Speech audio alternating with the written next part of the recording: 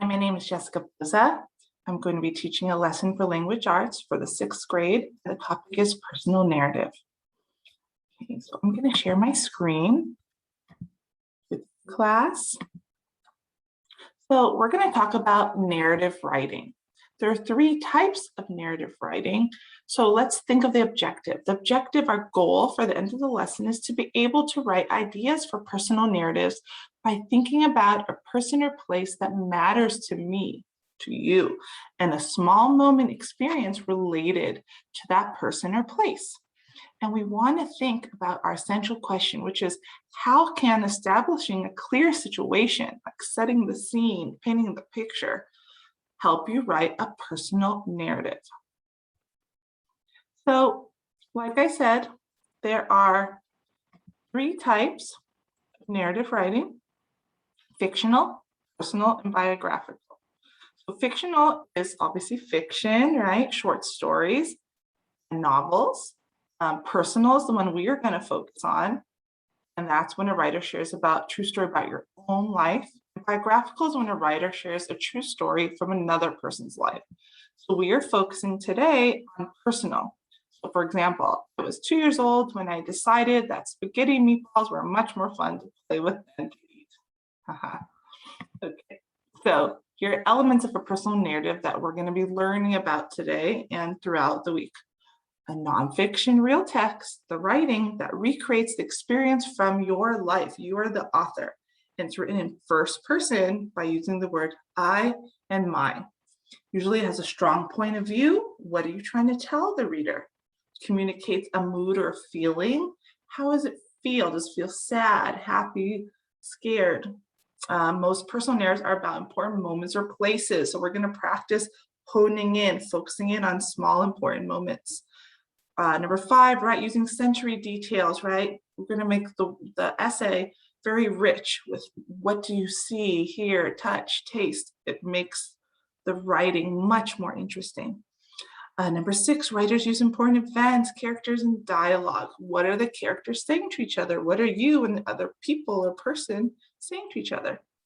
Number 7 focuses on one particular event. So remember, we're going to practice making a clear, small moment. Number 8, use the transition words to move the story along, to move the narrative along, right? First, next, last, from paragraph to paragraph to create a nice flow, okay? So we're gonna practice that skill today.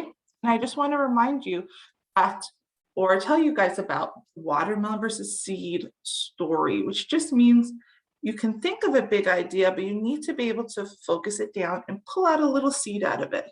For example, on the left, it talks about a trip to Florida to go to Disney World. It talks about the plane ride and the hotel and going to all the Disney parks. Now, could you write that in one essay? Is that a small moment? No, that's a week worth of stuff, right? So you want to pull a seed out of that. And on my right, I wrote an example of the small moment, arriving at the hotel. As you can see, I'd fallen asleep in the car ride to the hotel, and was woken up by the cheering of family members as we arrived to the Grand Floridian Hotel. So it's describing the hotel, what I see, what I hear, okay? So that's how we're going to focus in on our writing. So here's some examples. So when you're writing, it helps to start with, who do I want to write about in connection to me? Like, here's some examples. Like, I chose my grandfather for one and my best friend for my examples. And then I choose a small moment that's important to me in connection with them.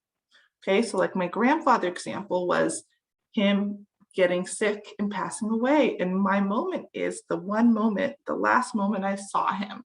Now, I didn't talk about all the moments leading up to it. I just talked about this one particular moment in time. Same with my best friend. You can see I talked about one moment in time where I caught her at in the rain and I gave her a ride. I could have written about all the tons of fun we've had, but that would not fit in one essay, okay? So what I want, oh, and another thing is a place that matters. It doesn't have to be a person. So a place, when I went to Italy and I had a scare on the airplane because they had to make an emergency landing.